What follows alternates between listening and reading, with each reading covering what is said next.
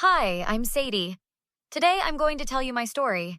But before I continue, please share and subscribe to hear more stories like this. You know how they say jokes contain a hint of truth? Well, mine contained more than just a hint. It revealed an entire iceberg of issues I'd been ignoring for years. It was our fifth wedding anniversary dinner. Nathan had taken me to Bellini's, this fancy Italian restaurant downtown where we had our first date. Everyone was there. My sister Mel, Nathan's brother Drew and his wife Cassandra, and our closest friends, Jake and Lisa. Remember when we first met? Nathan asked, raising his wine glass. His brown eyes sparkled under the restaurant lights as he smiled at me. You were the most beautiful woman in the room. Oh, please, I laughed. I had that awful haircut and was wearing my sister's too small dress. It's true, though, Jake chimed in. Nathan wouldn't stop talking about you for weeks after. Well, good thing I said yes when you asked me out, I said, looking at Nathan, even though you were technically my second choice that night. The table went silent. I immediately realized my mistake. Second choice? Nathan's smile faltered. What does that mean? It was just a joke, I said quickly, trying to recover. Remember Jake's friend Michael who was there too? I thought he was cute, but he left early, so I ended up talking to you instead. Nathan's face darkened. So if Michael had stuck around, you'd be married to him right now instead of me? No, of course not. It was just a silly crush. Nothing happened. Let's order dessert, Mel interrupted, sensing the tension. I heard their tiramisu is amazing. But the damage was done. Nathan barely spoke during dessert, and the drive home was completely silent. Are you really upset about a joke? I asked as we entered our house.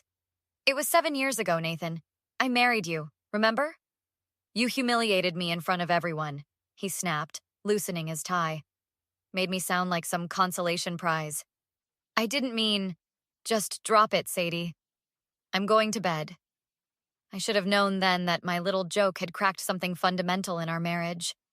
But I didn't realize how deep that crack would go. The next morning, Nathan acted like nothing had happened. He kissed me goodbye before leaving for work at his law firm. I headed to my job as a marketing director, thinking the whole thing had blown over. That evening, I was working late when my phone pinged with a text from Mel. You okay? Nathan's at O'Malley's bar drinking with Drew. He seems upset. I frowned. Nathan hadn't mentioned going out. I called him, but he didn't answer. When he finally came home around midnight, he reeked of whiskey. Where have you been? I asked from the living room couch. I was worried. Out with my brother, he slurred. Is that allowed? Or am I your second choice for company too? Nathan, please. It was just a stupid joke. He laughed bitterly. Funny how jokes reveal what people really think, isn't it? Maybe I should start joking about all the women who flirt with me at the office. What's that supposed to mean? Nothing, he said, heading upstairs. Absolutely nothing. The next few weeks were tense. Nathan started working later, sometimes not coming home until after I was asleep. When I'd ask about his day, he'd give short, clipped answers. Our conversations, once flowing and easy, became stilted and formal. I tried everything to fix things, cooking his favorite meals, suggesting weekend getaways, even buying tickets to a basketball game for his favorite team. But the wall between us kept growing higher. One afternoon, I was having coffee with Lisa when she gave me a concerned look. Is everything okay with you and Nathan? She asked. Jake said he's been acting strange at their poker nights. We're going through a rough patch, I admitted. All because of that stupid joke at our anniversary dinner. Lisa shifted uncomfortably in her seat. I don't think it's just the joke, Sadie. What do you mean? She hesitated. I wasn't going to say anything, but Jake saw Nathan having lunch with someone last week, a woman from his office. So, he has female colleagues? They looked close, hand-holding close. My stomach dropped. Nathan wouldn't cheat on me. I'm sure it's nothing, Lisa backtracked. Jake probably misunderstood. But the seed of doubt had been planted. When I got home, I found myself looking at Nathan's phone while he was in the shower. There were several texts from someone named Vanessa. Great lunch today. Can't wait for tomorrow. Missing you already. Is she still giving you a hard time about that joke? I felt sick. When Nathan came downstairs, I was sitting at the kitchen table, his phone in front of me. Who's Vanessa? I asked, his face flushed with anger. You went through my phone? What happened to privacy? What happened to marriage vows? Who is she, Nathan? My new legal assistant, he said defensively. We're working on the Pritchard case together. Do all legal assistants text about missing their bosses? You're overreacting, he scoffed. This is exactly why I didn't tell you about her. You're always jumping to conclusions. Am I? Because it seems like you're using my joke as an excuse to punish me. Not everything is about you, Sadie, he snapped. Maybe I'm just tired of being made to feel like I'm not good enough. I never said... You didn't have to, he interrupted. It was clear at dinner what you really think of me. He stormed out, grabbing his keys. The front door slammed so hard a picture fell off the wall. Our wedding photo, the glass now cracked right between us. I called Mel, sobbing. Come over, she said immediately. You shouldn't be alone right now. When she arrived, I told her everything. I've never seen him like this, I said, wiping my tears. It's like my joke flipped a switch. Mel handed me a tissue. Or maybe it gave him an excuse. For what? To be the victim? To justify whatever he's doing with this Vanessa person? I shook my head. You think he's been wanting to cheat? I think Nathan has always had a fragile ego, Mel said carefully. Remember how he reacted when you got that promotion instead of him getting partner? He barely congratulated you before making it about how he was falling behind. That's different, I protested. But even as I said it, memories surfaced. Nathan subtly undermining my achievements, making passive-aggressive comments when I succeeded, always needing to be the center of attention. Call Cassandra, Mel suggested. Drew might know more about what's going on. I hesitated, then dialed. Cassandra answered immediately. I was just about to call you, she said, her voice tight. Drew and Nathan had a fight tonight. Nathan stormed out. What were they fighting about? You, she paused. And someone named Vanessa. My heart sank. What did Drew say? That Nathan needs to stop whatever he's doing before he ruins his marriage. Nathan didn't take it well. After we hung up, Mel looked at me grimly. You need to prepare yourself, Sadie. This might be worse than we thought. What should I do? I asked, feeling lost. First, document everything. If he's really having an affair, you'll need evidence. For what? Mel's eyes were hard. For the divorce attorney you might need to hire. I didn't sleep that night. Around 3 a.m., I heard Nathan come in. He slept in the guest room. The next morning, I called in sick to work. Once Nathan left, I sat at our desk and opened our shared laptop.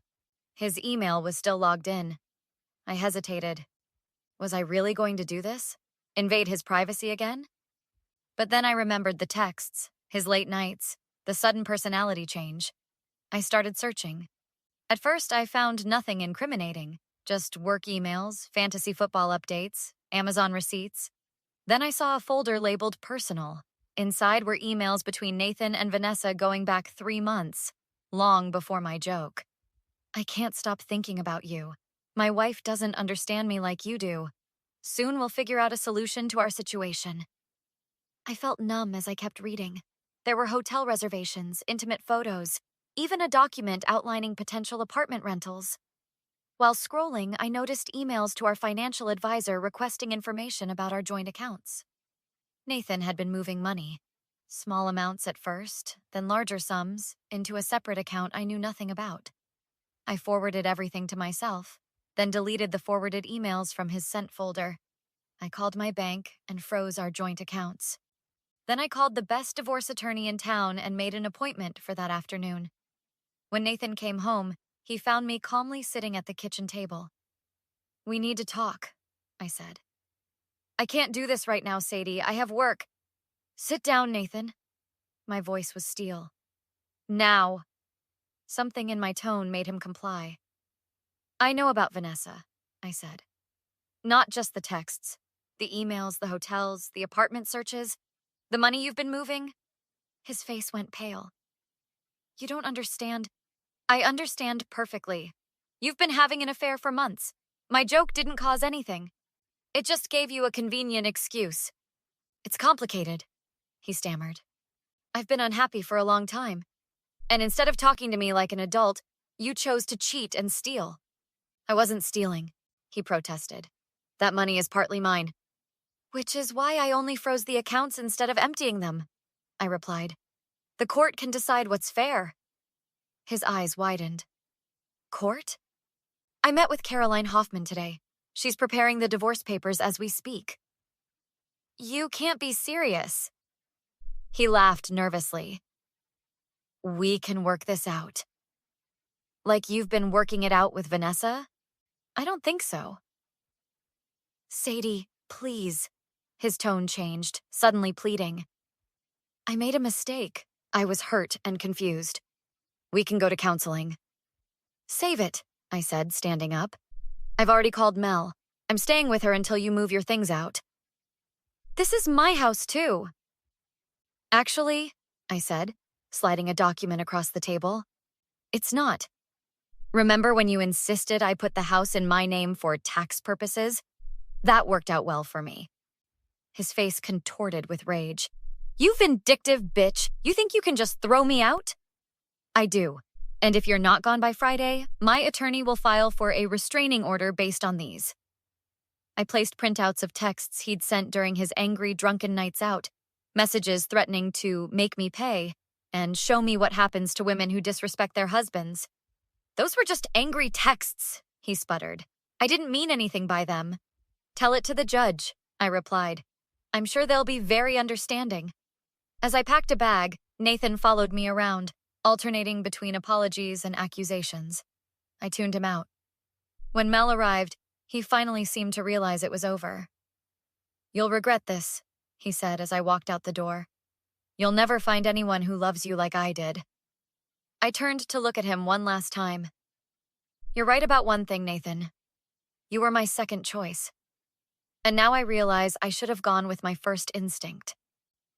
The next few months were a blur of legal meetings, court appearances, and moving boxes. Nathan fought the divorce every step of the way, especially when he realized how much evidence I had. The fact that he'd used company time and resources for his affair didn't sit well with his law firm partners. By the time our divorce was finalized 6 months later, Nathan had lost his partnership track position.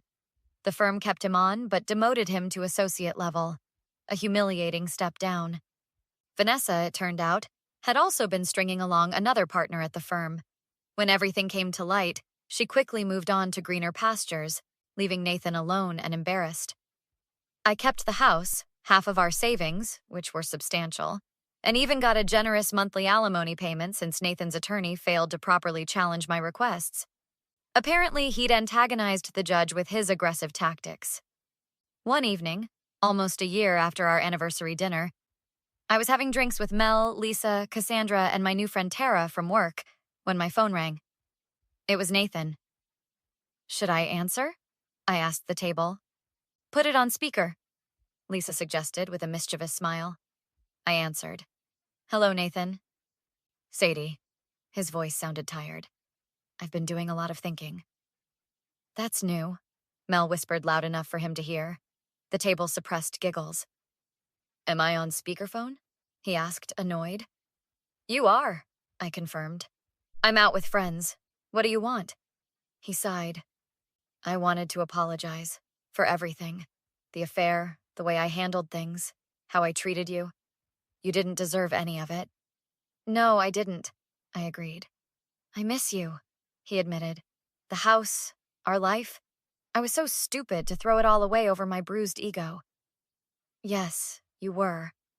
Do you think, he hesitated, there's any chance we could try again? I've changed. I'm in therapy now. I understand why I did what I did. The table went silent, all eyes on me. For a brief moment, I remembered the good times. Our honeymoon in Hawaii, Sunday mornings making pancakes, the way he used to look at me like I was the most amazing woman in the world. Then I remembered the texts, the lies, the manipulation. Nathan, I said gently, I need you to listen carefully. You were never my second choice, until you chose to be someone I couldn't trust or respect. Now you're not even on the list. I could hear his sharp intake of breath. I wish you well, I continued. I really do, but we're done. Please don't call again. I hung up before he could respond. The table erupted in cheers and applause. To Sadie! Lisa raised her glass. Who discovered her worth and refused to settle? As we clinked glasses, Cassandra leaned over. Drew told me Nathan's having a terrible time. The firm's keeping him at associate level indefinitely. He's living in a tiny apartment, and apparently Vanessa is engaged to that other partner now. Karma's quite the matchmaker, Tara commented. Later that night, as I unlocked the door to my house, my phone pinged with a notification. It was from a dating app I'd recently joined. You have a new match, Michael. I stared at the screen in disbelief, then started laughing. It was him, the guy from the night I met Nathan, my actual first choice from 7 years ago. His profile said he'd just moved back to town after working abroad. Sometimes the universe has quite the sense of humor. I hesitated for a moment, then typed a message. Remember me? I was wearing an awful haircut and my sister's too small dress. His response came seconds later. Sadie? The girl who got away? Of course I remember you. As I sat on my couch smiling at my phone, I couldn't help but wonder, do you think some missed connections are actually the universe's way of protecting you from making the wrong choice in the first place? Or is it all just random timing and coincidence? What do you think?